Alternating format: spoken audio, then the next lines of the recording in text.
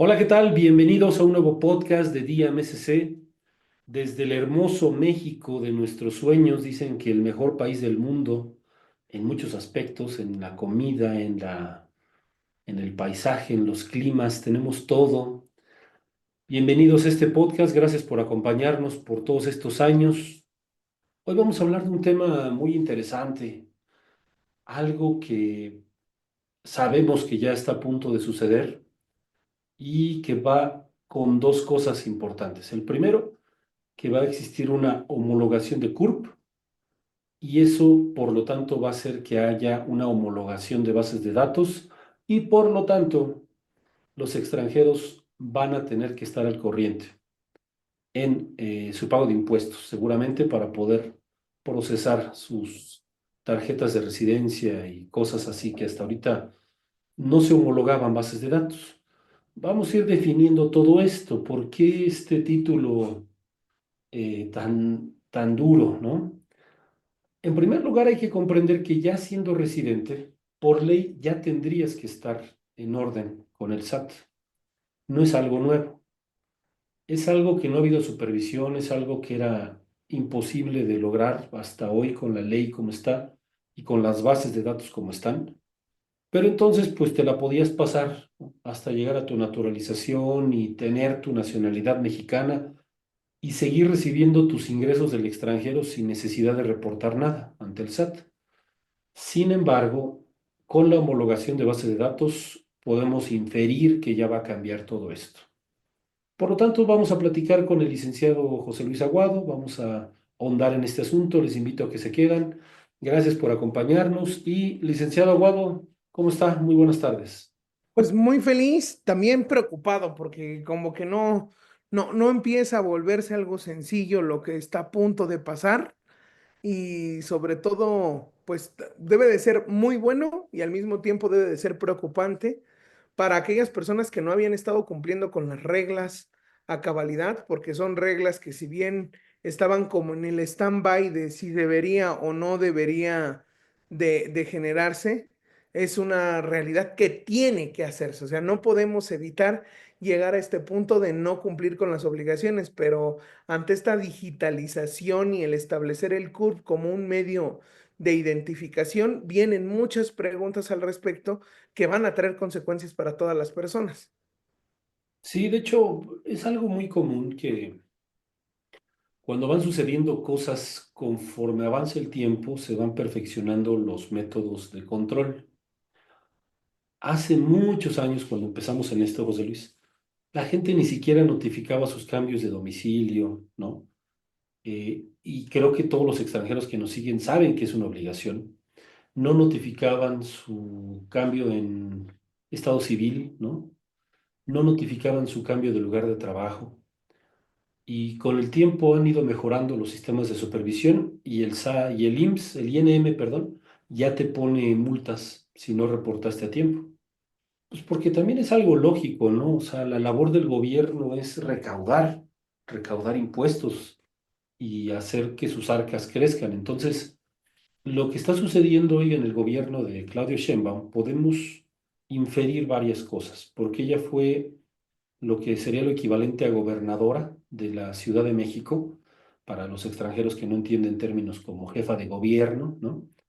Pero ella tuvo una labor muy digital, transformó la Ciudad de México a convertirla en un gobierno digital, homologó muchas bases de datos, eliminó muchísimas ventanillas y facilitó todo, facilitó muchas cosas. Entonces también podemos inferir que aparte de que va a ser más estricto, ¿no?, la recolección de impuestos por medio digital, también va incluso a beneficiar, ¿no?, a ciertos extranjeros. Pero para recibir ese beneficio, ¿cuál va a ser el requisito? Seguramente que tu CURP esté relacionado a una buena actividad, ¿no? A una buena ciudadanía, a un buen ejercicio de derechos de residencia. ¿Qué es esto de derechos de residencia?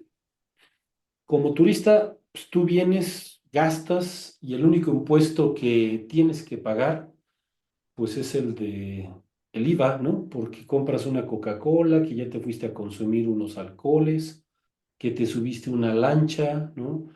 el boleto de avión, el hotel, hay un impuesto en todo eso y ese impuesto ya lo pagaste. Pero ahora cuando eres residente, adquieres obligaciones, en general las mismas que cualquier mexicano cuando cumple la mayoría de edad, porque ya eres un ciudadano residente del país. Y vamos hablando de lo fiscal. Todos tus ingresos, todas tus cuentas bancarias, debes de reportar qué movimientos tienes. Que abrí una cuenta porque BBVA me abrió la cuenta y me mando mi dinero de Argentina a México. Que me mando mi dinero de Estados Unidos a México de mi empresa que tengo allá. O que soy nómada digital y que trabajo para muchas empresas en el mundo y me mandan dinero a mi cuenta en México. O es más, sigo manejando mi tarjeta de débito del extranjero en México. Ahí tenemos entonces que se van generando obligaciones, que se van generando derechos. Si tú decides en México ejercer tu derecho a tener tu cuenta bancaria, también tienes entonces un derecho, por ejemplo, a un crédito. Si eres empleado de una empresa en México y trabajas con un sueldo base, vas adquiriendo derechos como el IMSS, como el Infonavit, que es el derecho a comprar una casa, un crédito que te da el gobierno, ¿no? En fin, o sea, se va haciendo un juego de obligaciones y derechos y luego a los extranjeros se les olvida que deben de hacer. Todo extranjero debe de reportar cómo obtiene sus ingresos en México. Sí, que si nada más estoy planeando quedarme un año y sigo manejando mi cuenta en el extranjero, pues tal vez por ahí podríamos pensar que te libras. Sin embargo, vamos pensando en lo del CURP. Vamos a entender primero qué es esto nuevo que viene. ¿Qué es el CURP y cuál es la reforma que se está proponiendo y por qué les invitamos a que se regularicen ante el SAT? Platíquenos, licenciado Guado. ¿Qué viene? Muy sencillo, habría que entender que lo que está buscando el gobierno de Claudia Sheinbaum con la nueva reforma que mandó pues al Congreso para que puedan revisarla, es que ahora el CURP va a contener datos biométricos. El CURP se va a convertir en una credencial. ¿Por qué? Porque ya se había entendido y ya se había hecho una reforma de que al CURP se le consideraba que cuando tenía datos biométricos se le consideraba una identificación oficial. El punto es que que Claudia Sheinbaum está uniendo muchos elementos al CURP. Por ejemplo, ya muchos saben que hoy en día cuando tú registras un auto nuevo y lo registras a tu nombre, ya las multas salen en tu portal de app de mi ciudad directamente analizado tu CURP. Ya te avisan si tienes multas, ya te avisan si tienes que verificar, ya te avisan si debes el agua, ya te avisan si debes servicios otorgados por el Estado. Y aparte ahí ya puedes checar antecedentes no penales locales, ya con el CURP se checan antecedentes no penales federales y pues invariablemente el CURP ya tiene datos biométricos en muchos casos. Ahora, hay que entender una cosa, el aliar este tipo de documentos es tan simple como entender que cualquier flujo migratorio va a estar aliado al CURP, que cualquier flujo de dinero va a estar aliado al CURP, porque ya solo puedes tener un CURP y solo puedes tener un RFC. Al hacer esto, ¿qué va a traer como consecuencia? Que literalmente el buró de crédito va a estar aliado al CURP, que literalmente tus direcciones van a estar aliadas al CURP y vas a tener que tener un sistema unificado. ¿Qué es lo que va a pasar? Vamos a empezar a ver cosas muy interesantes como el hecho de que te digan puedes ir a votar, ya ni siquiera vas a necesitar a lo mejor ya una credencial para votar o algo por el estilo. Bastará con que presentes tu CURP o no lo sé, llegaremos a puntos muy diversos donde incluso para poder hacer algún trámite te obliguen a notificar tu domicilio correcto, debidamente establecido, en dónde estás acomodado, por qué tienes ese domicilio y que pruebes hasta a través de cierta documentación. Pero, ¿qué tiene que ver esto con todos los extranjeros? Que hay muchos elementos que aún no se saben. Ahora, si el CURP se va a convertir en una identificación oficial, va a venir precisamente este tema de qué va a pasar con los extranjeros. También van a tener el acceso a este CURP y la realidad es que tienen que tener acceso a este CURP. ¿Por qué? Porque invariablemente el tema de tener un adeudo en el SAT pues requiere y va a generar muchas restricciones. Entonces vamos a empezar a ver, incluso yo creo que vamos a llegar a este punto de, de que va a haber restricciones de viajes para deudores alimentarios, por ejemplo, que ya la lista de deudores alimentarios está aliada directamente con el CURB y con el sistema de alertas migratorias, y pues invariablemente el deberle al fisco pues va a traer una consecuencia. Entonces es allí donde yo creo que hay que no solo detenernos, sino comenzar a darnos cuenta de que es totalmente necesario, pues una, que tengas tus impuestos al día, que los tengas bien pagados, que sepas que es tu obligación, a pesar de que vengas de otro país, tener que declarar, incluso si no tengo ingresos, es tu obligación declarar. O sea, no necesariamente tiene que haber movimientos o cuentas bancarias para tenerte que dar de alta. No significa que yo no tenga movimientos el hecho de que no me tenga que dar de alta. Tengo incluso la obligación de darme de alta sin obligaciones fiscales si no las tengo, pero es mi obligación estar dado de alta ante el sistema de administración tributaria. Y efectivamente, entonces el CURP va a ser una credencial única con datos biométricos. Y estos datos biométricos para el tema de lo migratorio ya existe. O sea, cuando tú vas ante el Instituto Nacional de Migración, pones tus huellas digitales, eh, pones tu firma y con la fotografía que se toma, pues tenemos ya un dato del rostro y posiblemente comiencen a implementar el tema del iris.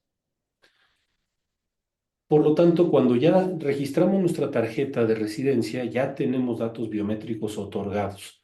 Estos datos biométricos dan como consecuencia que te dan de alta y te dan un CURP. Para todos aquellos que ya tienen tarjeta de residencia, saben que tienen un CURP. Entonces, esta base de datos se enriquece y se homologa a nivel nacional, de tal forma que si tú abres una cuenta bancaria, tienes que sí o sí entregar CURP y van a ligar tus datos biométricos a ese CURP y tu cuenta bancaria a ese CURP. Por lo tanto, ya estás dentro de una base de datos con un número único. Si el SAT detecta que en esa cuenta bancaria tienes ingresos, ¿no? Superiores, no sé, vamos a poner ingresos, lo que sea, y no estás declarando, ellos en automático generan un crédito fiscal o generan una notificación, aunque no te hayas dado de alta en el RFC. Esta notificación ya marca, ¿no?, a la persona que debe, que no ha declarado estos ingresos. Y si somos un poquito creativos, vamos a pensar que probablemente el Instituto Nacional de Migración va a homologar esta información, pues para permitir una renovación, por ejemplo. Va para la naturalización, sobre todo, va a pedir que estés en orden de forma de tu pago de impuestos, ¿no? Que hagas tus reportes, no se espanten, o sea, tampoco es para espantarlos. A final de cuentas, lo único que tienes que hacer es declarar. Si tú generas tus ingresos en tu país y ya pagaste impuestos en tu país, no tienes que pagarlo en México. Eso sí tenlo claro.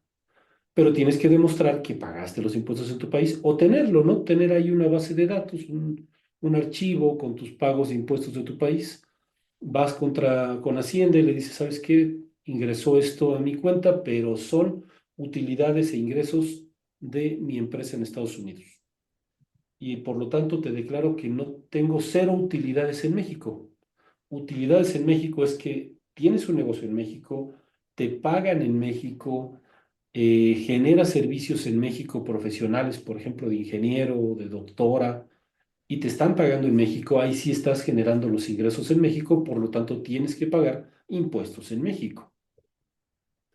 Y ya con esta declaración, pues no pagas impuestos. Entonces no se preocupen, o sea, existe algo que se llama acuerdos de no tributación, que se basan en algo que se llama residencia fiscal. Y la residencia fiscal se basa en tratados internacionales, que en resumen es dónde generas tus ingresos.